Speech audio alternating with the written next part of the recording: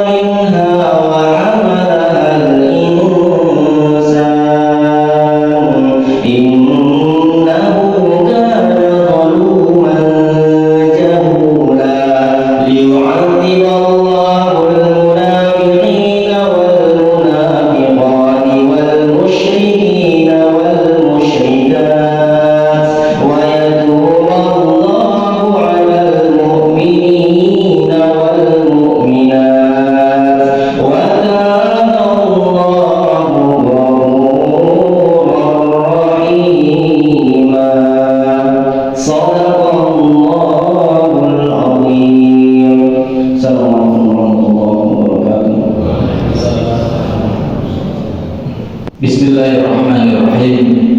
Assalamualaikum warahmatullahi wabarakatuh.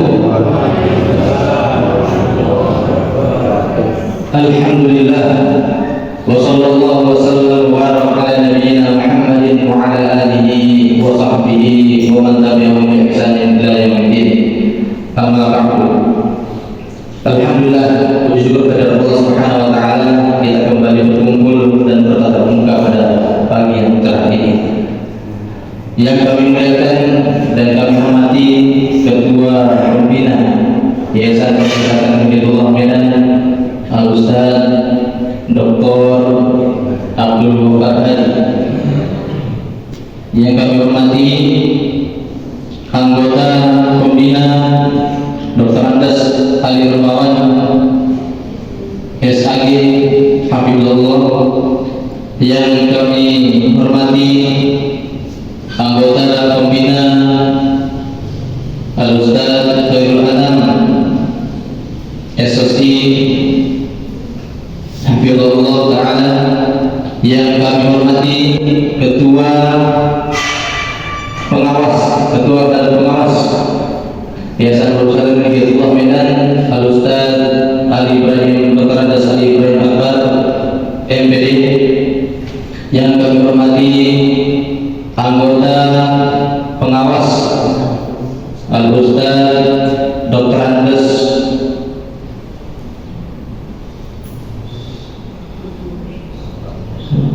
Abdul Rahman Sutikno. Yang kami hormati anggota pengawas Dr. Andes Al-Ustaz Ibnu Rusdi Habibullah Ta'ala.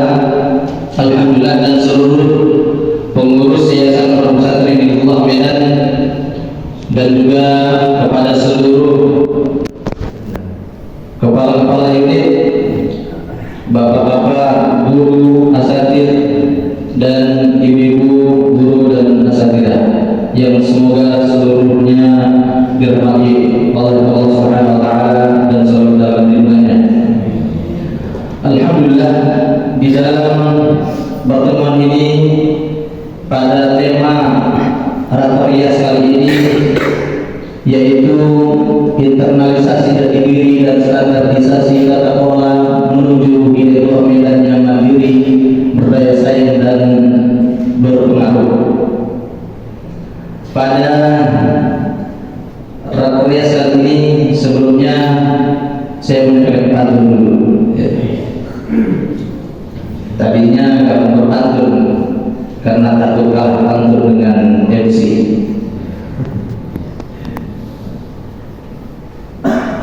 Jangan lupa bilang cakep. Yang nggak bilang cakep nanti dicatat sama Pak Bendahara. Taman. Pergi ke taman memetik melati. Melati putih harum baunya. Tak perlu berubah besar hari ini, cukup 1% konsisten menjaganya. Ya, di dalam pantun ini juga sebenarnya menyampaikan pesan bahwasanya saya terlupa, mungkin perlu mencantumkan di sini tagar, ya, di dalam flyer baliho ini ada sedikit perbedaan, mungkin harus ada tagar berguna 1%, ya. 1%. Yang ini arahan dari ketua pembina langsung, ya, untuk bagaimana di dalam rapat ini bisa menyelesaikan pertanyaan-pertanyaan, yaitu mengapa kita melaksanakan rapat, mengapa kita menyusun program, dan mengapa kita harus mengerjakan program itu. Saya kira pertanyaan mengapa ini sudah bisa kita jawab sama-sama dan semuanya bisa kita rasakan sama-sama, ya. Mengapa? Dan ini bukan sekedar rutinitas, ya. Di tahun ini, di periode ini, di awal tahun periode ini bukan lagi menjadi sebuah prioritas prakerja, tapi ini adalah menjadi penentu bagaimana Direktur Medan ke depan.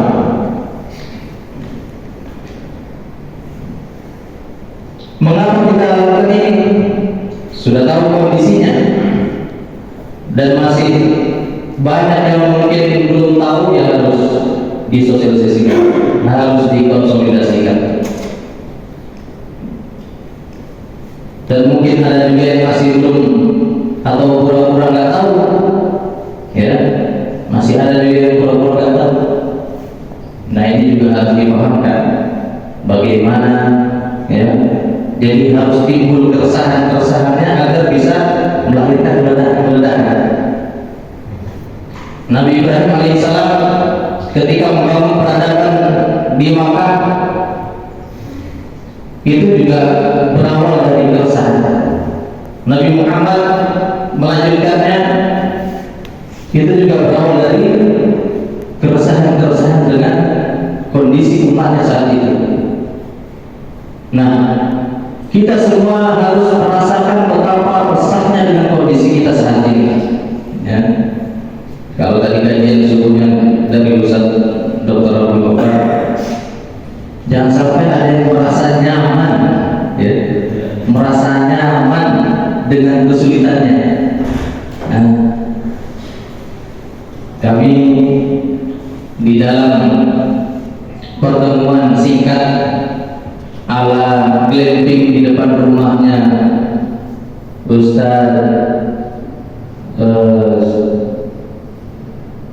Aziz Kahar di depan rumah beliau tanggal 16 Desember lalu, itu beliau menyatakan begini: pesantren Hidayatullah yang sudah mewah dan megah, mungkin guru gajinya besar-besar, mewah dan megah, tapi tidak bisa melahirkan kader yang militan, maka itu barang rongsokan. Barang rongsokan, mewah, megah, gaji gurunya besar-besar, pengurusnya penuh dengan fasilitas, kendaraan, tapi tidak bisa melahirkan kader militan, itu adalah barang rongsokan. Nah, tapi kita tidak memahaminya langsung hanya seperti itu. Saya langsung berpikir, kalau yang seperti itu jadi barang rongsokan, apalagi kalau sudahlah reot, lusuh pesantrennya, gajinya juga kecil, atau bahkan muka-muka, tapi juga tidak bisa melahirkan kami berita, lebih rongsokan lagi, gitu kan? Maka dari keresahan-keresahan itulah bagaimana kita bisa melahirkan gerakan-gerakan atau menjalankan program di dalam Rakernas kali ini. Al-Mukarram Muhtaram, Ketua Badan Pembina Kampus Utama Hidayatullah Medan, yang juga sebagai Ketua DPP Hidayatullah Bidang Perkadra, Ustadzul Kalam Dr. Abdul Ghaffar Hadir.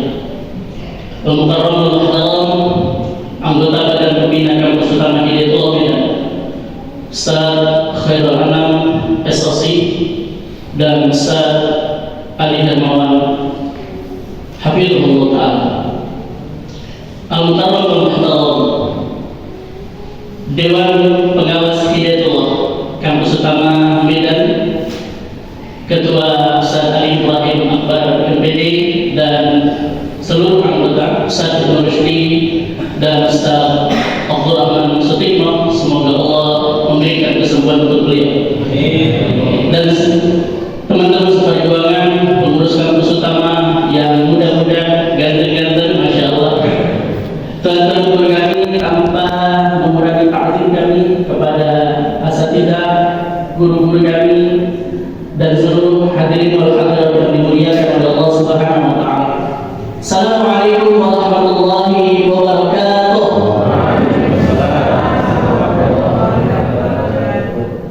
Kalau Pak Ketua Yayasan tadi nggak mau kalah dari pembawa acara, saya juga boleh ikutan. Naik motor keliling kota, helm dipakai biar aman. Pengurusnya muda, semangatnya nyata, kerjanya cepat, yayasan maju ke depan. Beli ikan di Bali Tanjung sambil duduk minum es tebu. Pengurus yayasan muda dan ganteng-ganteng, membawa yayasan semakin maju. Alhamdulillah, alhamdulillahilladzi bi ni'matihi tatimmus shalihah liyazadu imanan ma'a imanihim. Asyhadu an la ilaha illallah wahdahu la syarika lah wa asyhadu anna Muhammadan 'abduhu wa rasuluh alladzi ballagha risalah wa 'adda al-amanah wa nasara al-ummah wa jahada fillahi haqqa jihadih. Allahumma shalli wa sallim wa barik ala Muhammad wa ala alihi wa sahbihi wa sallim ajma'in. Alhamdulillah, segala puji bagi Allah. Allah pertemukan kita dalam majelis yang penuh keberkahan ini. Salam dan salam semoga tetap tercurahkan kepada baginda Nabi Muhammad sallallahu alaihi wasallam yang menjadi teladan bagi kita dalam membangun generasi dan peradaban mulia ini.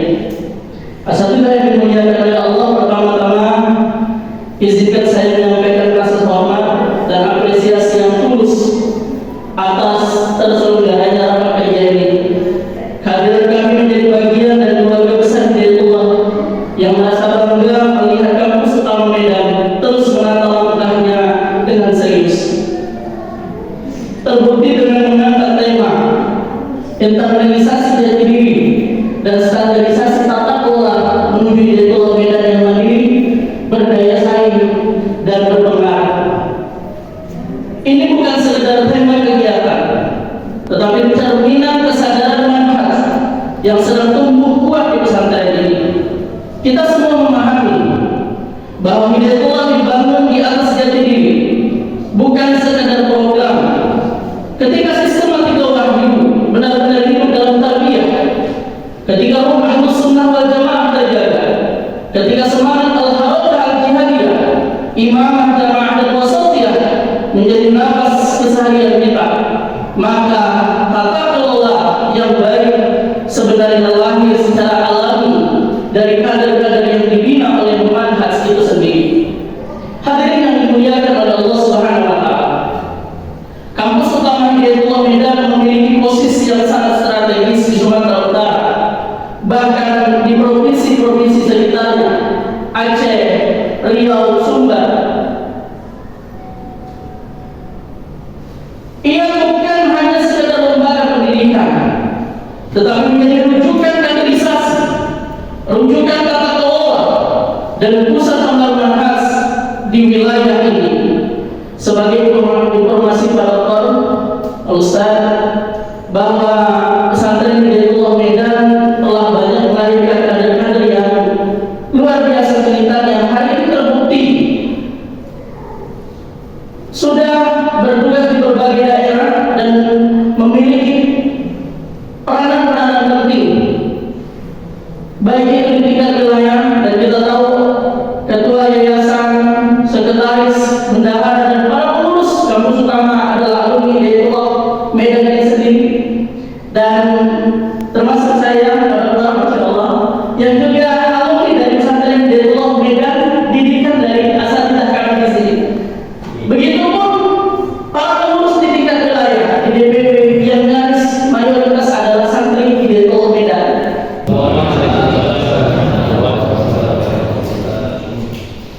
Yang saya hormati dan banggakan Bapak Ketua Badan Pembina, ada yang bilang Dewan Pembina, mana Badan Pembina, Ustaz Abdul Hadi, kemudian sahabat sekaligus guru saya Ustaz Khairul Anam, yang senantiasa dirindukan ceramah-ceramah. Semoga dia kerja nanti ada ceramah ini. Yang saya hormati Badan Pengawas, sahabat sejati Pak Dr. Pak Ali Ibrahim MPD beserta seluruh anggotanya, Ustaz Ibnu Rusdi yang cantik ngajinya.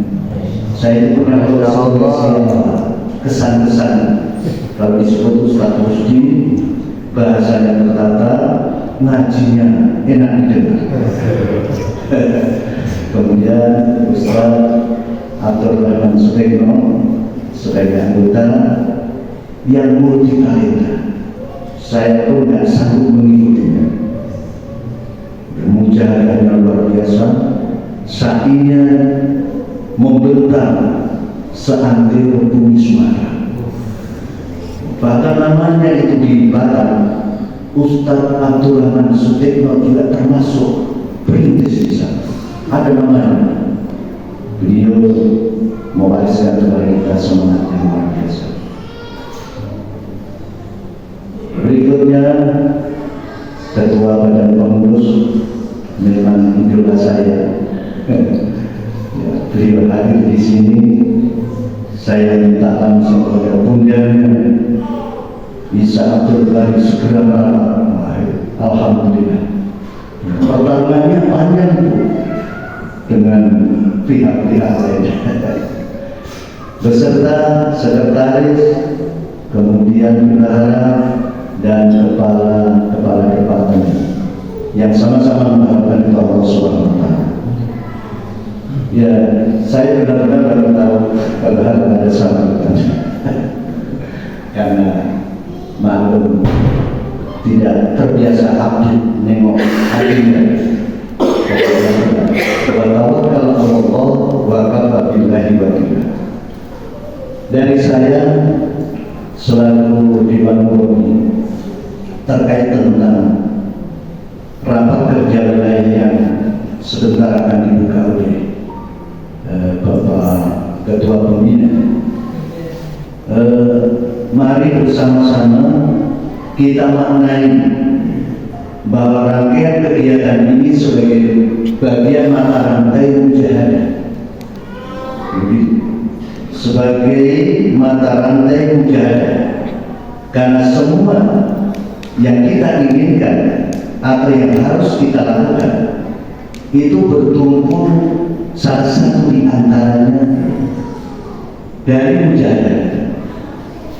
Sebagaimana seperti yang sering disampaikan kepada kita, menjahadu fina lana dia namun sunnah. Jadi siapa orang yang serius, kalau bahasa umumnya serius, ya, sebagaimana tadi yang disampaikan oleh Bapak Ketua, itu diperhatikan betul. karena berkaitannya dengan tahun ini. Siapa yang bersungguh-sungguh digaransi semua yang dipikirkannya Allah akan tunjukkan jalan. Mandiri berpengaruh dengan indikatornya juga sudah ditransparansi oleh pejabat-pejabat penting di Hidayatullah yang benar-benar sesungguhnya itu yang kita inginkan. Salah satu contoh mandiri bagaimana darah organisasi, darah lembaga dan istilah Ustaz tadi kan gitu. Itu memang betul-betul terpenuhi. Ya salah satu di antaranya terobosan-terobosan itu nanti dari kesungguhan. Maka di acara pembukaan ini saya mengajak diri saya bersungguh-sungguh mengikuti acara Rakayasa dengan asumsi hanya Allah yang melihat kesungguhan saya.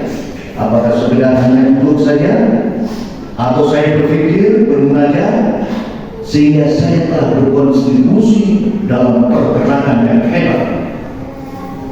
Harus sungguh-sungguh, jangan terjebak dengan seremoninya, karena membuka saat ini sesungguhnya kita mententangkan bagaimana masa depan dalam proses belajar ini. Kalau Ustaz Anam pasti. Nah, bagaimana mengondisikan pikiran perasaan kita bersungguh-sungguh ini? Ya, sekali lagi saya minta isi ditingkatkan levelnya secara emosional dan spiritual. Jangan sampai terjebak keberadaan kita di tempat ini, di lembaga ini, mulai dari santri. Kalau saya sudah sampai bercucu, kepentingannya bukan dimensi aktualisasi diri saya sebagai autor dan diri saya sebagai khalifah. Alhamdulillahirabbil alamin alladzi nasta'inuhu wa nastaghfiruh wa na'udzu billahi min shururi anfusina wa min sayyiati a'malina may yahdihillahu fala mudilla lahu wa may yudlil fala hadiya lahu. Asyhadu an la ilaha illallah wa la syarika lahu wa asyhadu anna Muhammadan abduhu wa rasuluh. Allahumma shalli wa sallim wa barik ala Muhammad wa ala alihi wa ashabihi ajma'in. Alhamdulillah, para asatidz, bapak-bapak, ibu-ibu yang dirahmati Allah Taala, sahabat Irmawan, sahabat Khairulangan, sebagai badan pembina, sahabat Rektor, sahabat Ibnu Rusdi dan yang terakhir Pak Mustikno, sebagai Menteri Kesehatan, serta teman-teman semua dari DPD Sumatera Utara dan teman-teman semua dengan guru, bapak-bapak dan ibu-ibu dari Allah Subhanahu wa Ta'ala. Alhamdulillah, sebelum ada slide-nya, kami mungkin menyampaikan salam dulu dari istri saya atau ibu. Assalamualaikum warahmatullahi wabarakatuh. Kata istri saya, kalau ada ibu titip salam, walaupun tidak kenal. Nah, alhamdulillah,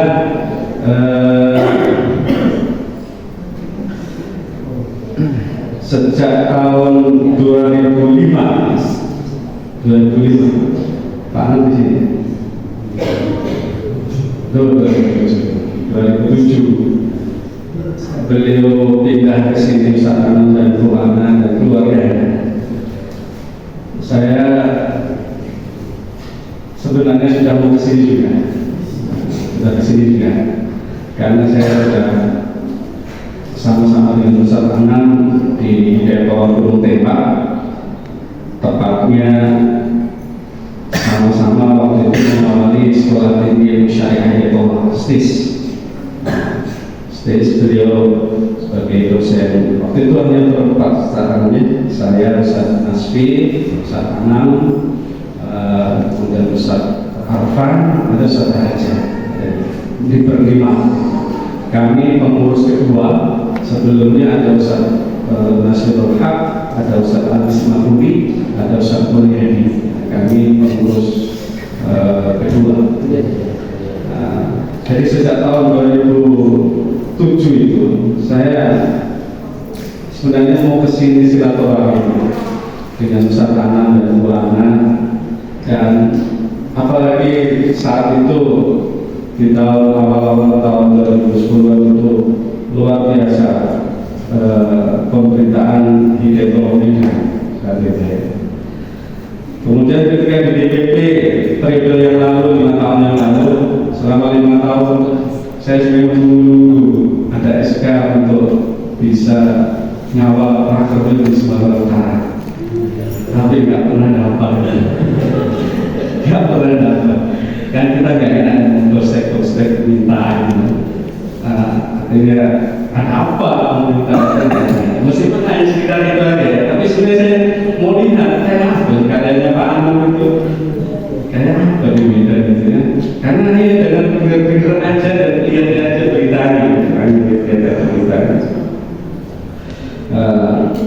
Pada Allah ternyata Allah memberi waktunya itu ya baru kali ini bahkan bukan hanya mengawal Rakerda, bahkan diangkat menjadi ketua badan pembina.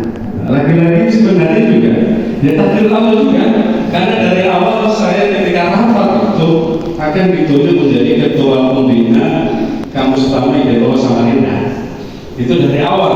Bahkan teman-teman Samarinda itu sudah kontak saya, sudah konsultasinya gimana. Saya nanti ada sekali juga. Ada lagi nelfon lagi, ini gimana? Nanti belum ada SK-nya. Kalau ada SK-nya baru lagi kita. Saya nggak mau tergesa-gesa. Ternyata di hari saya juga nggak nyangka tiba-tiba diganti Ustaz Hamid. Antum ganti saya juga. Itu sudah keputusan dari DPP. Jadi saya nggak ikut rapat nih. Artinya seringkali saya mendapatkan amanah itu ketika saya nggak ada. Seandainya ada mungkin ya bisa beralasan apa ya. Jadi seringkali kita dapat amanah dari itu tanpa melibatkan kita. Dan itu namanya kita sebagai santri harus samina wa ta'ah, gitu ya. Jadi semua kita tinggal menjadi hikmahnya. Saya mulai dari tanda tanya ini, Jadi Ustaz bisa dimulai dari kegelisahan, dari pertanyaan. Ini adalah bagian dari berpikir. Bertanya adalah bagian dari manhaj kita Iqra. Kalau kita ini bertanya, artinya berpikir. Kalau nggak ada pertanyaan, biasanya nggak berpikir. Makanya ada calon mahasiswa itu konsultasi sama dosen. Pak Prof, saya mau kuliah. Ya, bagus. Mau jurusan apa? Jurusan yang nggak banyak pikir. Konsultasi, mau masuk kuliah yang nggak banyak pikir. Dosennya itu, profesornya itu bingung. Apa ya? Jurusan yang nggak banyak pikir itu apa? Dia bilang, artinya pertanyaan itu sederhana, tapi membuat profesor ini mikir gitu. Apa jurusan kuliah yang nggak mikir? Akhirnya setelah agak berpikir agak lama ini, saya bilang ini nggak kuliah aja kita perlu mikir. Hidup ini perlu mikir. Kalau kuliah itu juga itu gedenya orang berpikir. Jangan kuliah menjadi kuli saja kita berpikir.